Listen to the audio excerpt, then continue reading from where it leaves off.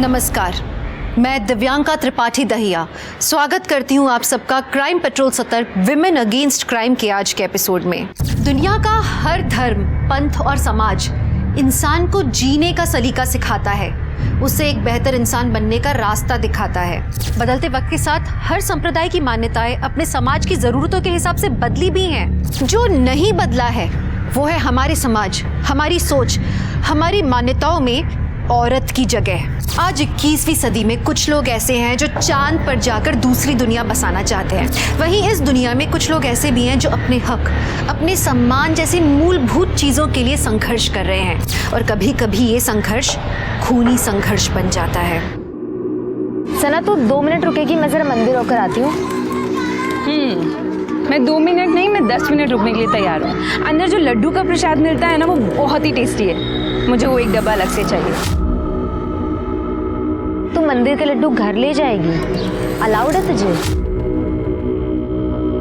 अच्छा, मतलब तू मेरे घर से सेवैयां लेकर जा सकती है और मैं यहाँ से लड्डू लेके नहीं जा सकती? सही है बॉस। अरे नौटंकी, मैं तो ऐसे ही बोल रही थी।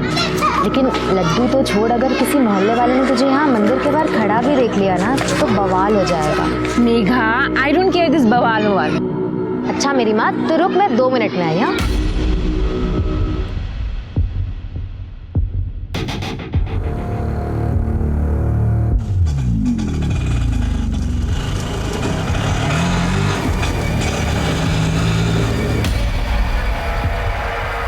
अरे सना मैडम, आप यहाँ? हाँ, वो मेघा के साथ में आई हूँ। लेकिन तुम यहाँ क्या कर रहे हो? मैं तो एक मंदिर में सवारी छोड़ने आया था, आपको खड़े देखा तो बस रुक गया। मेघा अंदर है ना, तो बस उसी का ही वेट कर रही हूँ मैं। तो उनको भी आ जाने दीजिए, उनको भी छोड़ दूंगा। अरे नहीं नहीं, हम लोग पैदल निकल जाएंगे। तुम पैदल क्यों चले जाएंगे? अरे मैं हूं ना, और वैसे भी मुझे वहां से एक सवारी उठानी है। अरे चलिए ना मैडम, गाड़ी में वेट कर लो। आइए।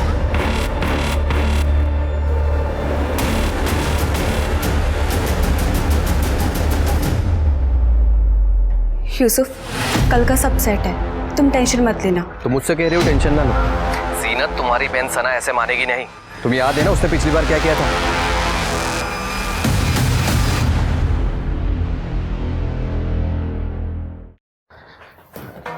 अरे वाह, मिठाई कहाँ से लाई बेटा? कुछ नहीं अब्बू, मैं मेघा के साथ मंदिर गई थी, वहीं से लेकर आई हूँ। बहुत थक गई हूँ मैं। देखो बेटा, हमने तुम्हें कभी भी कुछ भी करने से मना नहीं किया, ये तुम अच्छी तरह से जानती हो। इस तरह से दूसरे धर्म के लोगों के साथ पूजा पाठ में जाना, उसमें हिस्सा लेना, ये ठीक है क्या? अब्बू देखो, पहली बात तो ये है कि मैं मंदिर के अंदर गई नहीं थी, और दूसरी बात ये है अगर गई भी हूँ तो उसमें गलत क्या है? कुछ गलत नहीं है बेटा, पर लोग तरह तरह की बातें करते हैं और हमें इन्हीं लोगों के साथ रहना है, और समझने की कोशिश करो। अब्बू समाज को तो आप छोड़ ही दीजिए, उनका बस चले ना, वो हमें सांस लेने में भी पाबंदी लगा दे। मुझे लड्डू अच्छे लगते हैं, मैं इसलिए लेकर आ गई बस। छोड़िए भी ना, बच्ची है और आपको पता है इसे लड्डू कितने पसंद है।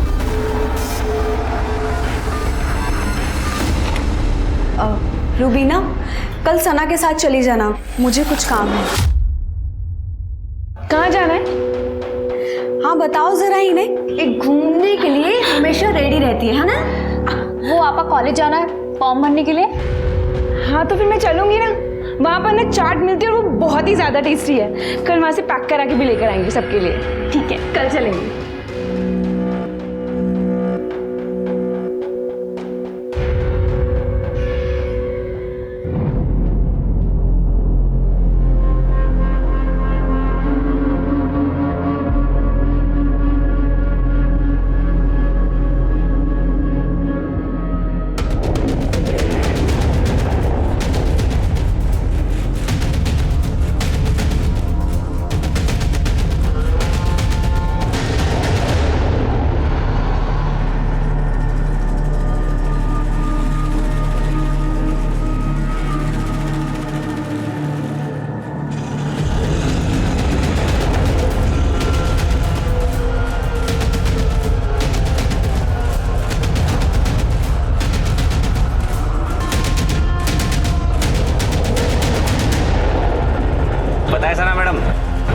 मुझे आने के लिए फ़ोन किया तब मैं एक सवारी को मॉडल टाउन लेके जा रहा था।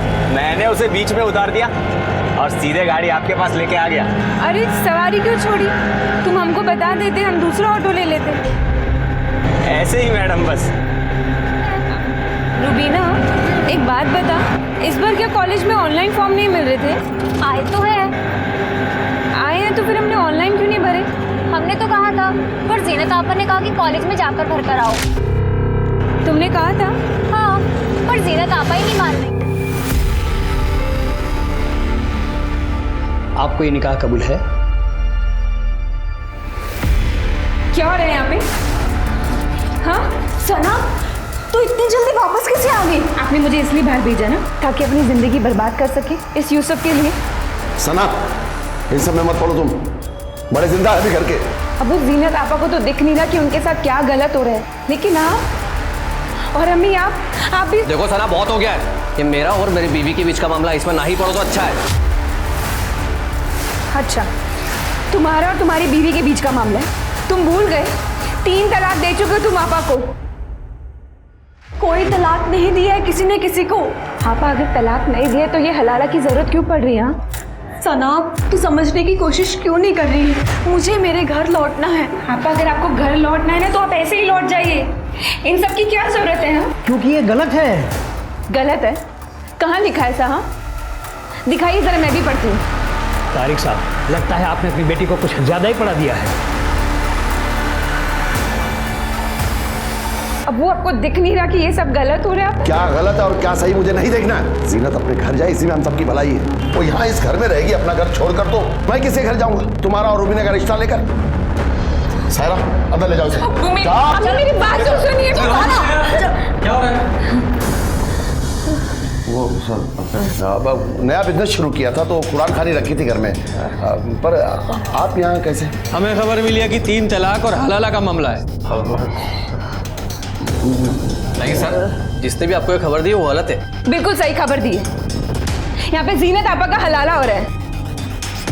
सना, जाओ अपने कमरे में जाओ, ले जाओ। वो मेरी बात तो समझिए। कोई कहीं नहीं जाएगा। हाथ छोड़िए इसका। मौलाना जी, आप बताइए सच्चाई क्या है?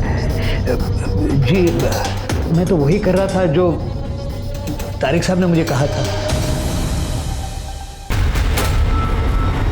शर्मा, पूजा, सबको पुलिस स्टेशन ले चलो। विकी, नो, लेके चलो। चलो।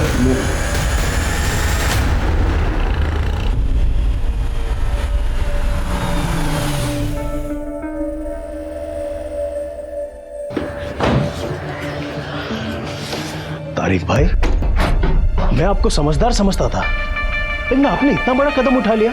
अगर पुलिस राजी नहीं होती तो महीनों तक आपकी जमानत नहीं होती। हाजिर भाई, मैं तो बस जीनत का भला सोच रहा था। जीनत का भला सोचने के लिए मैं हूँ। आप इस सना पर लगाम लगाइए ना, इसीलिए पुलिस को फोन करा, वरना घर के बाद घर में रहती। अबू, हमने किसी को फोन नहीं किया था, और अगर अपने घर में कुछ गलत हो रहा होता ना तो उसको रोकने के लिए हमें पुलिस की जरूरत नहीं पड़ती। सना, अब तुम्हें इस घर के मामले में दखल देने की कोई जरूरत नहीं है, समझी? अबू, हम जानते किसने फ़ोन किया होगा। वो कुलदीप है ना, उसी के लोगों ने फ़ोन किया। आमिर, अगर बोलने के लिए कुछ ना हो ना तो चुप रहना बेहतर है। अरे भाई, वो अनजान फोन हमने किया था, समझे?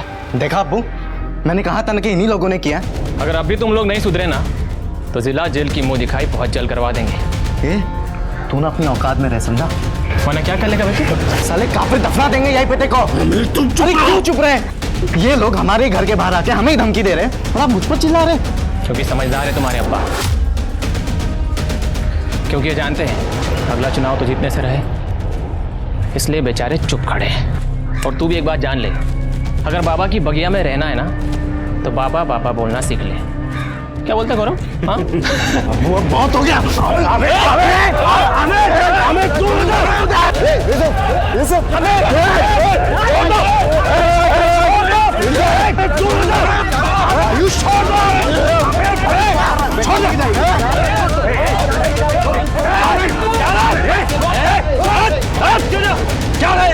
क्या झगड़ा है?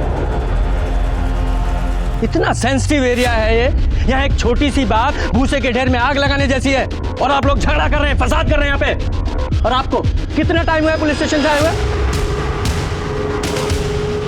देखिए इंस्पेक्टर साहब, कोई फसाद की बात नहीं थी। ये कुलदीप का बेटा आयुष, सब उसी ने शुरू किया। ये शुरू चाहे किसी ने भी किया हो, अब इसे खत्म हम लोग करेंगे। चलिए सब लोग को अरेस्ट कीजिए, अंदर लीजिए। इंस्पेक्टर साहब, उसकी जरूरत नहीं पड़ेगी। बच्चे हैं, इनसे गलती हो गई, हम लोग आपसे माफी मांगते हैं। जी कादिर जी, कुलदीप जी, आप इतने सीनियर लोग हैं, मैं ये बोलना नहीं चाहता हूं, लेकिन मुझे अपने एरिया में कोई भी दंगा फसाद नहीं चाहिए, कम से कम चुनाव तक तो बिल्कुल भी नहीं। आप लोग समझ गए? प्लीज अपने अपने घर जाइए, जाइए आप लोग। क्या जरूरत थी तुझे उनके झगड़े में पड़ने की? क्यों किया पुलिस को फोन? मैंने नहीं किया था फोन पुलिस को। तुमने खुद कहा सबके सामने कि तुमने पुलिस को फोन किया था। वहां बोल दिया तो बोल दिया, लेकिन मैंने कोई फोन नहीं किया था। फिर किसने किया फोन? मुझे क्या पता पापा, अब हमेशा मुझ पर चिल्लाते रहते हैं। देख आयुष, कान खोल के सुन ले, तेरी वजह से अगर चुनाव में कुछ भी गड़बड़ हुआ ना, तो तेरे लिए मुझसे बुरा कोई भी नहीं होगा।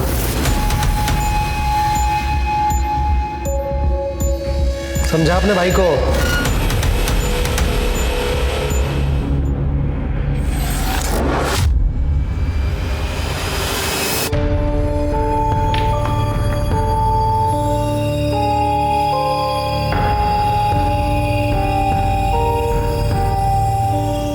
तू चिंता मत कर बेटा, धीरे धीरे सब ठीक हो जाएगा। अम्मी मैं गलत हूँ क्या, जो जीनत आपा और आप लोगों का भला सोचती हूँ? तू गलत नहीं है बच्चा, गलत तो इस दुनिया में औरत होना है, जो कभी बाप की इज्जत का भार तो कभी पति की इज्जत का। इसके सिवा हमारा अपना वजूद है ही क्या इस दुनिया में? पर अम्मी, जीनत आपा अपनी जिंदगी क्यों बर्बाद कर रही है एक ऐसे आदमी के लिए जो उनकी इज्जत तक नहीं करता? तो तू ही बता ना, क्या करेगी वो? अम्मी वो पढ़ी लिखी है, ग्रेजुएट है, समझदार है, वो कुछ ना कुछ तो कर ही लेंगी ना, अगर वो बस थोड़ी सी हिम्मत दिखाए तो। औरत की हिम्मत को गुस्ताखी मानती है ये दुनिया। और सना, तुम्हारी हिम्मत से मुझे डर लगता है। डर किस बात का? मैंने जितनी दुनिया देखी है ना, उसकी आधी भी अगर तुमने देखी होती ना, तुम समझ जाओगी मैं क्या कहना चाहती हूँ। अम्मी हमें कुछ नहीं होगा, आप परेशान मत होइए।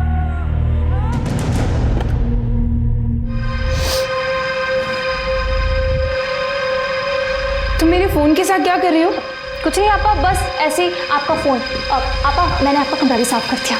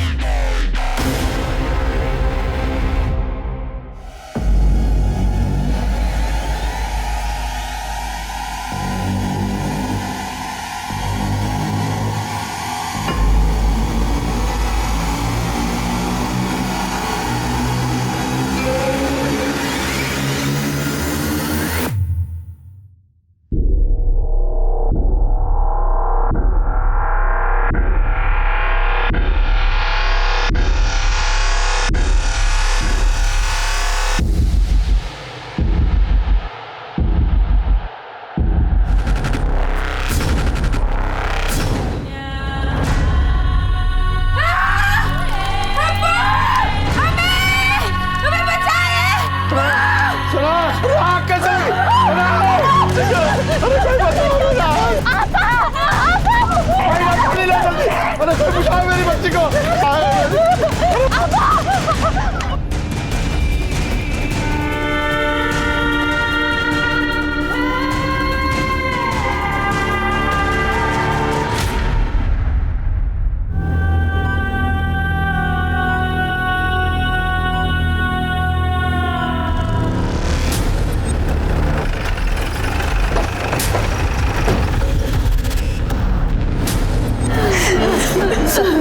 लड़की को केरोसिन डाल के जलाया गया है, काफी हद तक बॉडी जल चुकी है, बहुत नाजुक हालत है उसकी।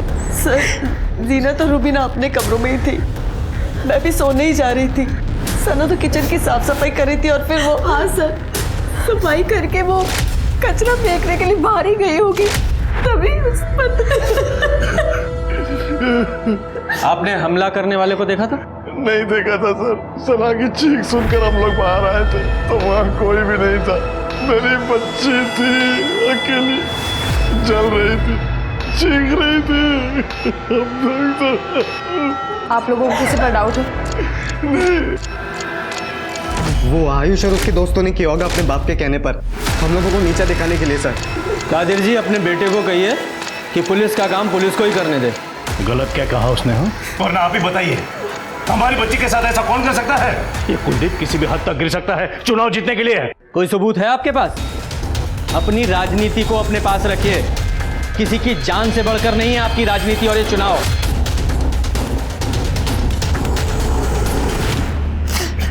तारिक साहब, मैं आपकी हालत समझता हूं, लेकिन इन्वेस्टिगेशन के लिए कुछ सवाल तो आपसे पूछने ही पड़ेंगे। मुझे ये सना का कोई बॉयफ्रेंड था? मेरी बेटी जिंदगी और मौत से जूझ रही है और आप ऐसे सवाल पूछ रहे? ऐसे मामलों में अक्सर यही एंगल सामने आता है, इसलिए पूछ रहे हैं। नहीं सर, ऐसा कुछ भी नहीं था। अगर कोई बॉयफ्रेंड नहीं था तो कोई स्टॉकर जो उसका पीछा कर रहा हो, परेशान करता हो? नहीं मैडम, सना ने तो हमें ऐसा कुछ भी नहीं बताया। बाकी अगर आपको झूठ लग रहा है तो आप मेघा से बात कर सकते हैं। मेघा सना की बेस्ट फ्रेंड है। आपके पास सना का फोन है? जी। पूजा, फोन ले लो और जरा मेघा को बाहर लेकर आओ। नहीं सर, सना का कोई अफेयर नहीं था और ना ही उसका कोई स्टॉकर था। वो यूसुफ, उसका जीजा, वो? हाँ सर, यूसुफ से नहीं बनती थी उसकी। वो अच्छा आदमी नहीं है सर। उसकी बहन जीनत को भी ठीक से नहीं रखता था, मारपीट भी करता था। और जब से जीनत दी को उसने तलाक दिया है तब से तो सना और यूसुफ में और भी ज़्यादा टेंशन थी सर। उसे उसकी मनमानी जो नहीं करने देती थी।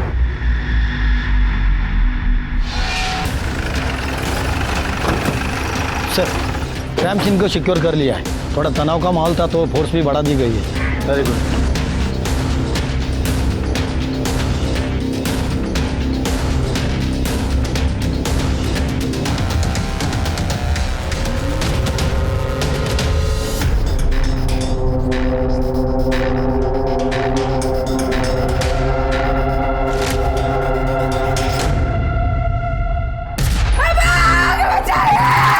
से क्या लगता है सना पे जो हमला हुआ वो कॉम्युनल हो सकता है? सर मतलब सना इतनी रात को बाहर आएगी, इस बात का हमलावर को पता होना, और फिर उसके ऊपर हमला करके इतनी आसानी से भाग जाना, मुझे बात पच नहीं रही है सर। अब ये मामला पर्सनल है या कम्युनल, जो भी है, लेकिन इस बेचारी सना के साथ तो बहुत बुरा हुआ ना। वो देखो सीसीटीवी फुटेज कलेक्ट करो, तब तक मैं इस कुलदीप से बात करके आता हूँ। सर देखिए इंस्पेक्टर साहब, आप मेरी बात का विश्वास कीजिए, हमारा इस सब से कोई लेना देना नहीं है। सच बात तो यह है कि मैं खुद डरा हुआ हूं कि कहीं गलती से भी इसमें मेरा नाम आ गया तो मैं तो जीता हुआ चुनाव हार जाऊंगा। उनके घर में कम मसले हैं जो उन्हें किसी बाहर वाले की जरूरत पड़ेगी। कैसे मसले? क्या मतलब है आपका? सर मतलब ये है कि उन लोगों के हिसाब से ना सना बहुत ही ओपन माइंडेड लड़की थी और उसके अपने लोगों को उसका रहन सहन पसंद नहीं था, इसलिए सब। जो बोल रहे हैं खुल के बताओ। दरअसल यूसुफ, आपकी पिछले दिनों उसी से मुलाकात भी हुई होगी, आप उससे क्यों नहीं पूछते?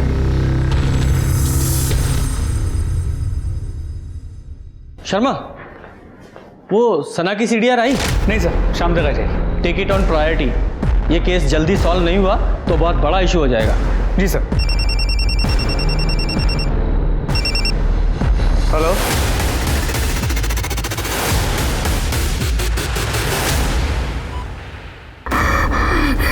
हाँ बोल बेटा, बोल बेटा, किसने किया है सब? तूने देखा उसे? हाँ बोल। हाँ बोल बेटा। सना, डॉक्टर, कोमा में जाने से पहले हमने रिकॉर्ड किया था। जब ये होश में आई थी तो आपने हमें इन्फॉर्म क्यों नहीं किया? फोन नहीं कर सके सर, परेशान थे, पर वीडियो तो रिकॉर्ड किया है ना हमने। अब जाके अरेस्ट कीजिए उन लोगों को। तारिक साहब, वीडियो में कुछ भी क्लियर नहीं है, ऐसे कैसे अरेस्ट कर लें किसी को भी?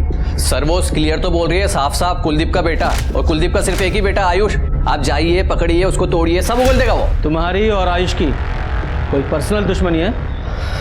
सर वो क्लियर कट नाम ले रही है सना। किसी का भी नाम नहीं लिया है उसने, सिर्फ कुछ कह रही है जो समझ में नहीं आ रहा है। ये जो आप कर रहे हैं ना, ये मैं होने नहीं दूंगा। क्या कर रहे हैं हम लोग, और आप क्या नहीं होने देंगे? बचा रहे हैं कुलदीप और उसके बेटे को। क्या दिया है उन लोगों ने आपको जो आपको ये सब करना पड़ रहा है? देखिए, हमें ना ही किसी ने कुछ दिया है और ना ही हम किसी को बचाने की कोशिश कर रहे हैं। हम लोग सिर्फ अपनी इन्वेस्टिगेशन कर रहे हैं और जब तक हमलावर पकड़ा नहीं जाता हमारे लिए सब बराबर हैं, समझिए आप।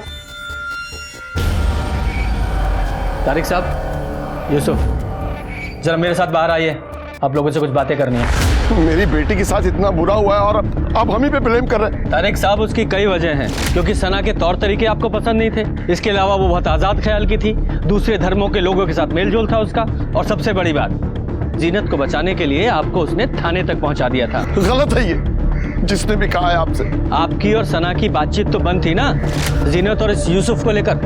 हाँ, नाराज था मैं, मगर ऐसे थोड़ी ना कर सकता हूँ उसके साथ। आखिर बेटी है वो मेरी।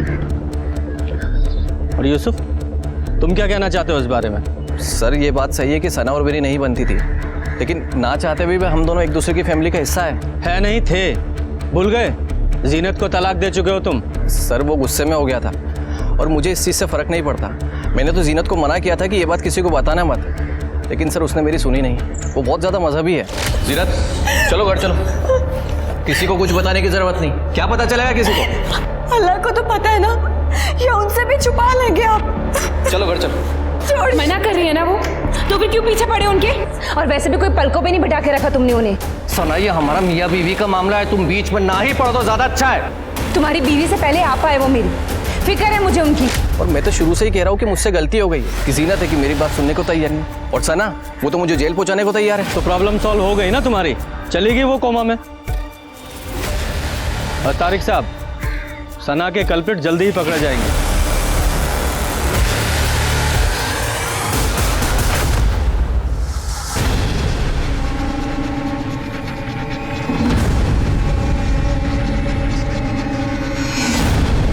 अंधेरा इतना है ना, हमलावर की शक्ल भी दिखाई नहीं दे रही है। और सर, हमलावर जहाँ से भागा वहाँ पीछे मैदान है, फिर रात में खाली होता है। ये एक कल्प्रिट है हमारे पास,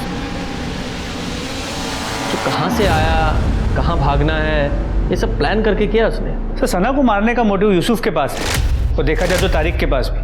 दोनों की इज्जत दांव पे लग गई थी सना की वजह से। जिसने भी सना के साथ ये सब किया है उसे सना से बहुत नफरत रही होगी। तो सर, क्या फिर आयुष या कुलदीप हो सकते हैं? सना की वीडियो में वो कहने की कोशिश कर रही थी कू बेत, मतलब इशारा उनकी तरफ हो रहा था मगर क्लियर नहीं था।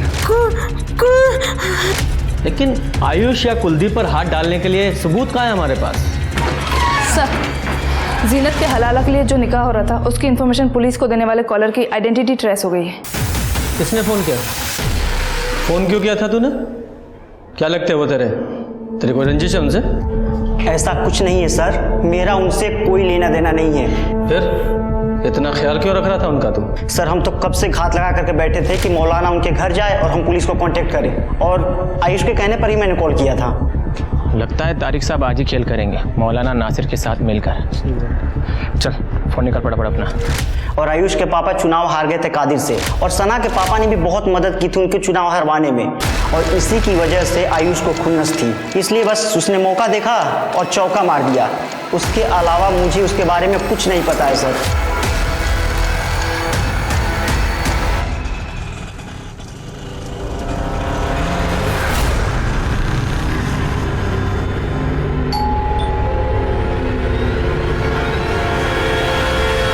इस गौरव ने आयुष के कहने पर हमें कॉल किया था। एक बार बातचीत तो बनती है इस आयुष से, लेके आओ जरा से। सर,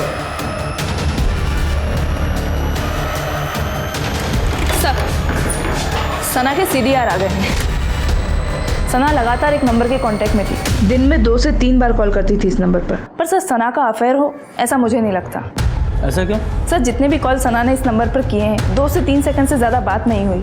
अगर सर अफेयर होता तो बात लंबी चलती, और सर सामने से कभी इस नंबर से सना को कॉल नहीं आई। और एक बात सर, सना के कॉल लॉग से ये सारे नंबर डिलीट कर दिए गए थे। ये नंबर किसके नाम पर रजिस्टर्ड है? सर, किसी सूरज शर्मा के नाम पर। सूरज शर्मा? पता करो क्या चक्कर है सूरज का। सर,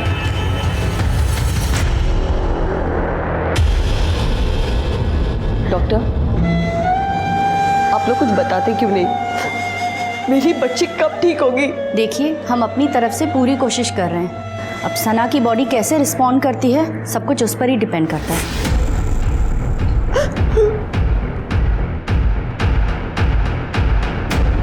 आयुष शहर से बाहर गया हुआ है जॉब इंटरव्यू के लिए? जी, आयुष का कल इंटरव्यू है दिल्ली में।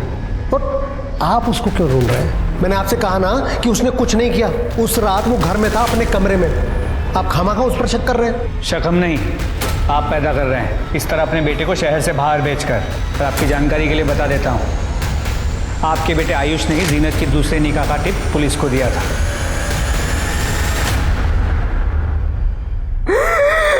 सना, सना, क्या हुआ? सना, सना, क्या हुआ? सना, क्या हो गया सना?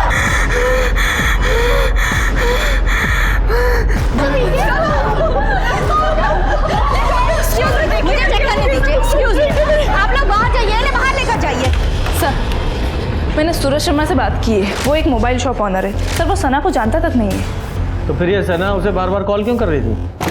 सर, आयुष अपने घर पे नहीं है। कुलदीप ने कहा कि वो दिल्ली गया हुआ है जॉब इंटरव्यू के लिए।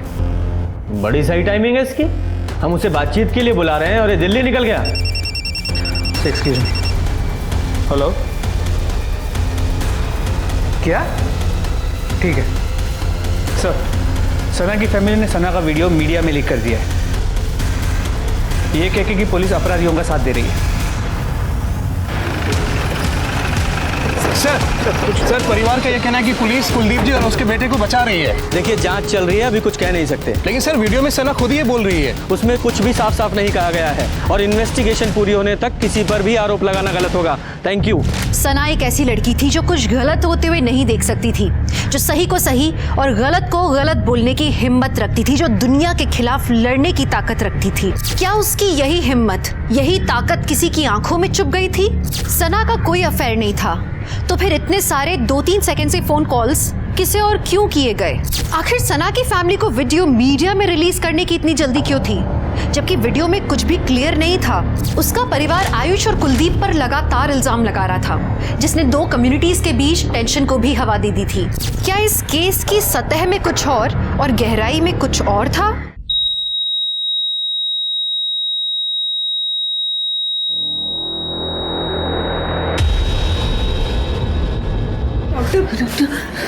आई am sorry, she is no मोर।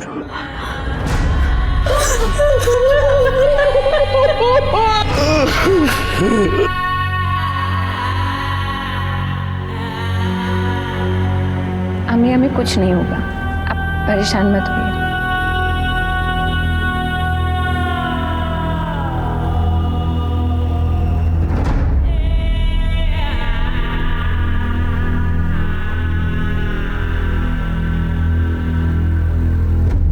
बहुत ही प्यारी और सुंदर लड़की है। बस कुलदीप भाई ठीक है, शादी की तारीख जल्दी निकाल लेते हैं। बिल्कुल जैसा आप कहे।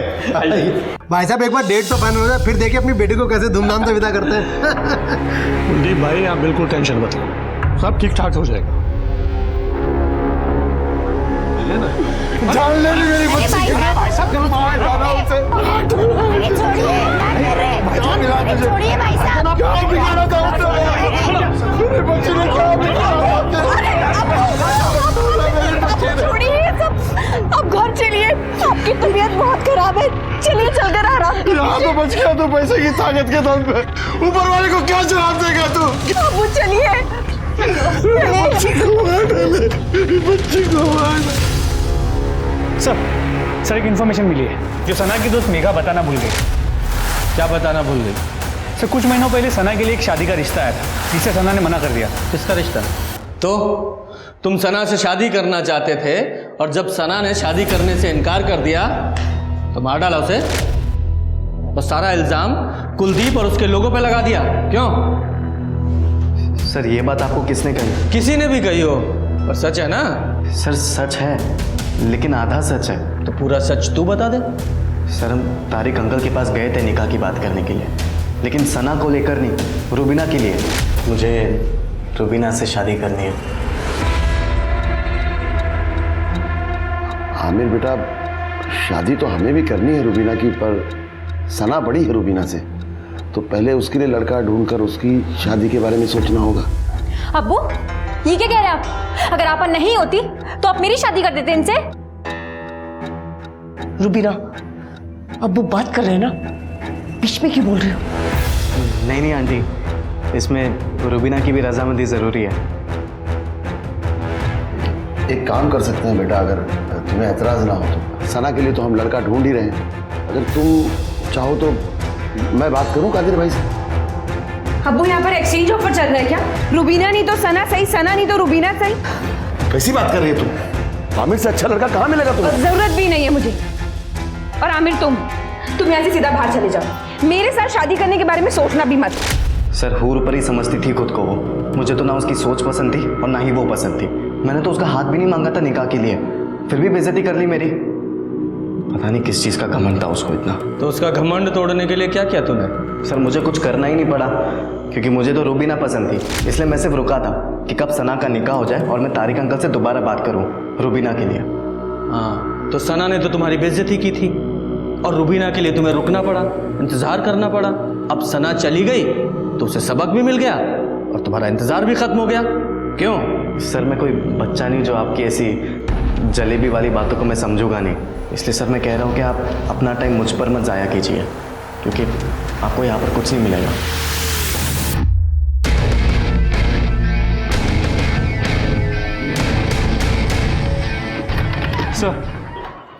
सर मैं सीसीटीवी फुटेज को डिटेल में रीचेक कर रहा था तो एक चौंकाने वाली बात सामने आई।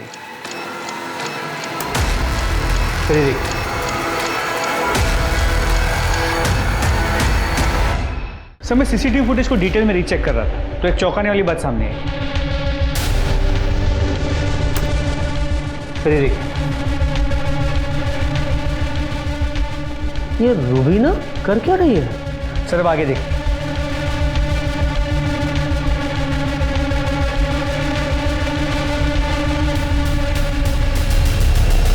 सर एक सेकंड, ये तो वो सूरज शर्मा है, मोबाइल शॉप का ऑनर, जिसे सना कॉल करती थी। अच्छा ये सूरज शर्मा है। सर जब भी सना की फ़ोन से सूरज शर्मा को कॉल्स गए उसके कुछ वक्त बाद रुबीना ने बाहर आके कुछ तो रखा है और उसके कुछ वक्त बाद सूरज शर्मा ने वो आके कलेक्ट किया। मतलब ये कॉल सना नहीं, ये रुबीना करती थी? सर लगता तो ऐसे ही। सर आगे देखिए और एक इंटरेस्टिंग बात। सर ये आदमी देखिए, ये ऑटो वाला। सर ये अक्सर सना के घर के बाहर नजर आया है। ये सना को ताड़ते रहता था और कई बार सना को लेके आते जाते भी रहा है, लेकिन सर जब से सना पे हमला हुआ है ये एक बार भी वहाँ नजर नहीं आया। ये रुबीना और इस ऑटो वाला दोनों से बात करो। सर काहे फंसा रही है मैडम हमको इन सब में? सना मैडम तो हमारी बहन जैसी थी। अच्छा बहन जैसी थी, इसीलिए दिन रात उसके घर के बाहर मंडराता था? मैडम वो तो इसलिए कि सना मैडम हमको फ़ोन करके बुला लेती थी जब उनको कहीं जाना होता था, तो उनके घर के पास में रहता था तो घर भाड़ा भी मिल जाता था, थोड़ा पैसा भी ज़्यादा देती थी। तो फिर मर्डर के बाद से तू और तेरा ऑटो कहाँ गायब थे?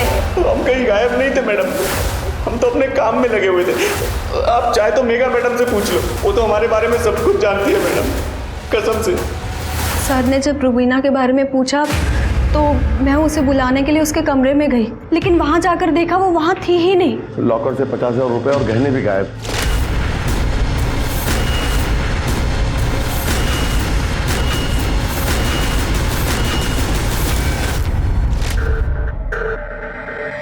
दो दिन पहले सना की मौत हुई है और अभी रुबीना घर से गायब है। ये आप लोगों के घर में चल क्या रहा है?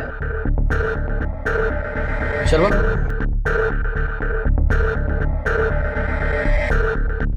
इस लड़के को जानते हैं आप लोग? हमें नहीं पता साहब कि तो कौन है लड़का? रुबीना का अफेयर चल रहा था इसके साथ शायद। क्या बात कर रहे हैं सर? रुबीना कभी घर से बाहर भी नहीं निकलती और इस लड़के के साथ आप ठीक कह रही हैं। रुबीना घर से बाहर नहीं निकलती थी, इसलिए सना के मोबाइल से कॉल करके इसे अपने घर बुलाती थी। पता नहीं इस रुबीना ने क्या क्या गुल खिलाया। हम सच कह रहे हैं साहब, हमें कुछ पता नहीं। हो सकता है आपको पता ना हो, लेकिन सना को पता चल गया हो, इसलिए रुबीना ने सना को मार दिया और कहीं पकड़ी ना जाए इस डर से भाग गई।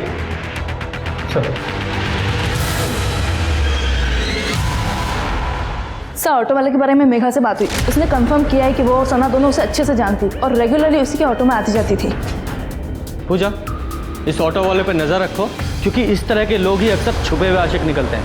अरे साहब मैं कह रहा हूँ मैंने कुछ नहीं किया, आप मुझे क्या क्यों अलर्ट किया है? और ये कहाँ मिला? सर स्टेशन से उठाया इसे, भागने के चक्कर में था। रुबीना साथ नहीं थी, पैसे और जेवर बरामद कर लिए इससे। पिछली बार तो तू बच गया था, अब बोल शहर छोड़ के कहाँ भाग रहा था हैं? और रुबीना कहाँ है? बोल। सर मैं सच कह रहा हूँ सर, मैं कुछ नहीं जानता। झूठ बोलता है? रुबीना को अच्छे से नहीं जानता तो बिना जाने ये सारा माल तुझे देकर चली गई? वो मेरी कस्टमर थी, मेरी उधारी उस पे। कैसी उधारी? वो सर मैं मटका खिलवाता हूँ, रुबीना मेरे पास ही मटका खेलती थी और उसी की वजह से उसके ऊपर कर्जा चढ़ गया था। मटका मतलब सट्टा? हाँ लगभग वैसा ही। रुबीना को पैसों की ज़रूरत थी इसलिए वो मटका खेलती थी, लेकिन मटका खेलने के लिए वो घर से नहीं निकल पाती थी तो वो मुझे कॉल करके बुला देती। फिर वो अपना लकी नंबर लिख के गमले में रख देती थी और मैं जाकर वो पर्ची उठा लेता था। जितने हारने पर पैसे का लेन देन ऐसे ही होता था। करंटली रुबीना 1 लाख कर्जे में थी और ये पैसे उसी के जो उसने आज सुबह ही मुझे दिए।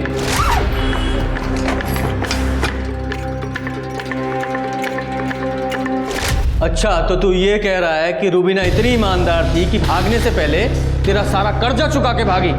साले बेवकूफ समझता है हमें? नहीं सर मैं सच कह रहा हूँ, उसको मेरी ज़रूरत थी इसलिए वो मेरे पास आई थी पैसे देने। ऐसी कौन सी ज़रूरत थी उसकी जो तेरा कर्जा उतारे बिना पूरी नहीं हो सकती थी? सर उसे दिल्ली की टिकट चाहिए थी और वो किसी से कह भी नहीं सकती थी, इसलिए उसने मुझे कहा था कि मैं इस काम में उसकी मदद करूँ। दिल्ली? सर दिल्ली में तो आयुष का भी जॉब इंटरव्यू था।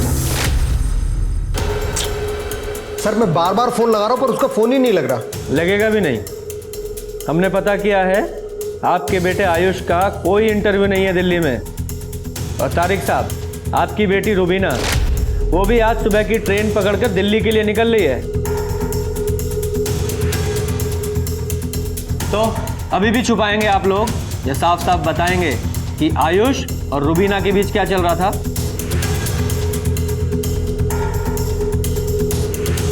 सर 1 साल पहले की बात है, हम सब लोग शादी में गए थे और रुबीना अकेली थी घर में। किसी वजह से हमें रास्ते से ही वापस लौटना पड़ा और जब हम रुबीना आपको नाम मत लेना हमारे इस गंदी जुबान से। तुम्हारी हिम्मत कैसे हुई यहाँ आने की? वो अंकल आयुष और रुबीना ने जो भी किया वो गलत था सर। बात बाहर जाती तो बदनामी के अलावा और कुछ नहीं हाथ लगता। इसके लिए मैंने कुलदीप से बात भी की। सर अगर ये बात बाहर आती तो मुझे भी नुकसान होता और मेरी राजनीति को भी। बस इसलिए बात वहीं दबा दी और बच्चों को सख्त हिदायत दे दी कि आज के बाद कभी भी कोई हरकत ना करें। और आप दोनों की बात आपके बच्चों ने नहीं मानी। शर्मा दिल्ली की फ्लाइट लो और दोनों को लेके आओ। सर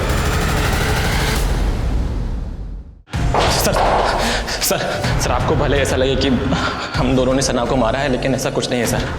हम दोनों तो इसलिए भागना चाहते थे ताकि इन सबसे दूर जा सके।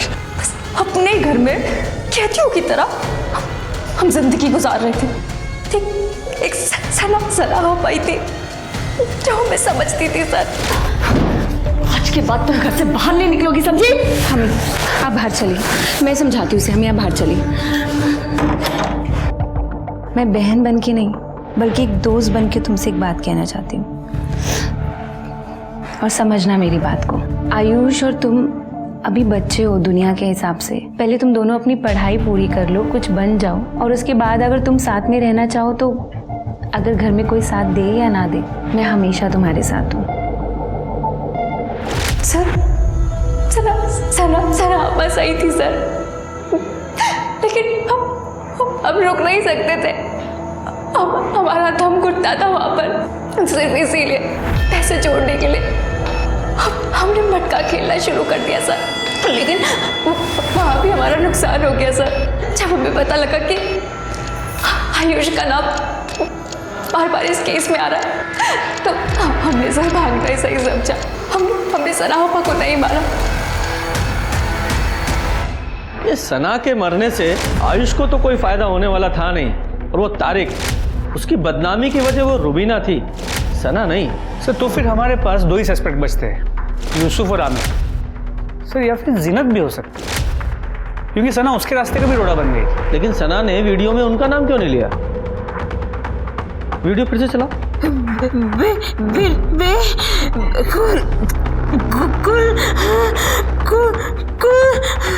सना ने मरने से पहले अक्यूज का नाम बताने की कोशिश तो की, पर इससे पहले कि कोई समझ पाता वो शांत हो गई।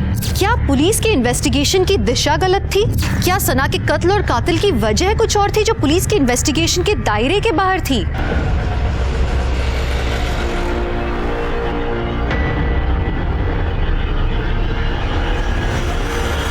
साहब यूसुफ, जिन्नत और तारिक और कुलदीप के साथ साथ आयुष का भी पूरा भूगोल हिस्ट्री खोल डाला साहब, लेकिन कुछ नहीं मिला। एक लड़की को कोई इतनी बुरी तरह से जला के मार देता है तो तू कहता है कोई सुराग नहीं मिला। साहब, सना के साथ जो हुआ उसे लेकर दोनों पार्टियां बैठ के बातें कर रही है। मुझे तो लगता है आने वाले चुनाव में मामला पलट सकता है।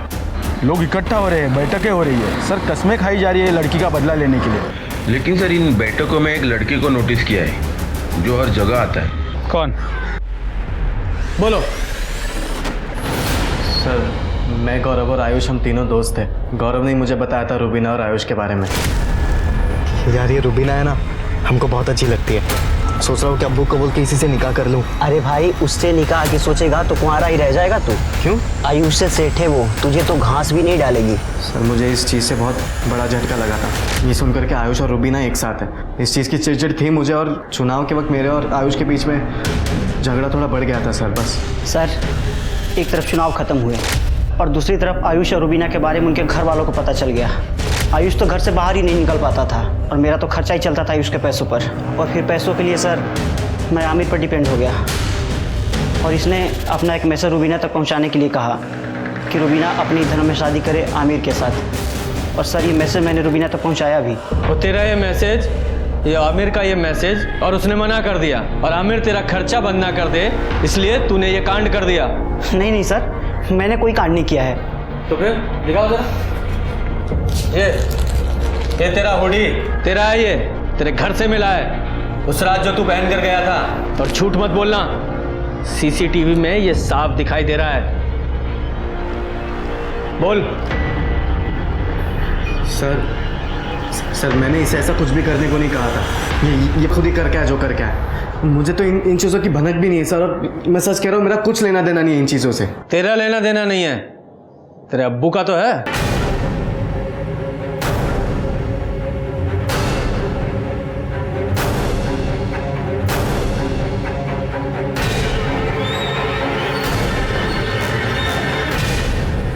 बोलिए कादिर साहब। तारिक ने मुझे सब बताया था, रुबीना और आयुष के बारे में। सब कुछ जानकर भी मैं एक ऐसी बच्चा ने लड़की का निकाह अपने इकलौते बेटे के साथ कैसे करा देता। मैंने इससे बात करने की कोशिश की, लेकिन इसे तो कुछ सुनना ही नहीं था।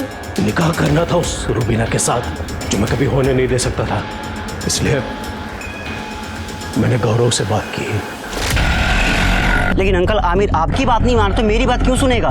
बात मनमानी भी नहीं है, क्योंकि बात बहुत आगे बढ़ चुकी है। एक काम करोगे मेरा, जितने पैसे मांगोगे उतने पैसे दूंगा। पूरे 5 लाख रुपए दिए थे मैंने इस बेवकूफ को रुबीना को ठिकाने लगाने के लिए, लेकिन ये बेवकूफ सना को जलाया। मैं 2-3 दिन से रेकी कर रहा था और फिर मुझे पता चला कि वो रोज रात को कचरा फेंकने आती है। उस रात मैं रुबीना के घर के बाहर घात लगाए बैठा हुआ था, लेकिन सर उस दिन रुबीना की जगह सना वहां आ गई। गौरव, तुम? सना ने मुझे पहचान लिया था और अगर उसे नहीं जलाता तो मैं पकड़ा जाता। रुबीना तो रास्ते से हटी नहीं थी, इसलिए मैंने सना को ही अपना मोहरा बनाकर सारा इल्जाम आयुष पे डाल दिया, ताकि मेरा वोट बैंक और मजबूत बन जाए और मैं आसानी से चुनाव जीत जाऊं। तो एक तीर से 2 निशाने लगाने की कोशिश कर रहे थे और खुद ही अपने पैर पर कुल्हाड़ी मार ली। अब कुल्हाड़ी मार ही ली है तो भुगतो।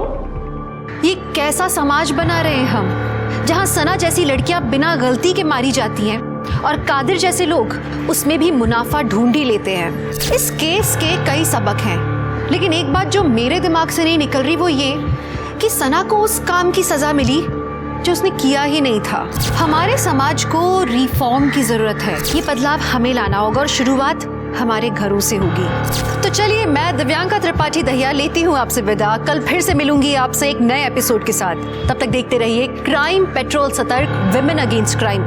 एक औरत पर वार, अब हर औरत का भार। जय हिंद।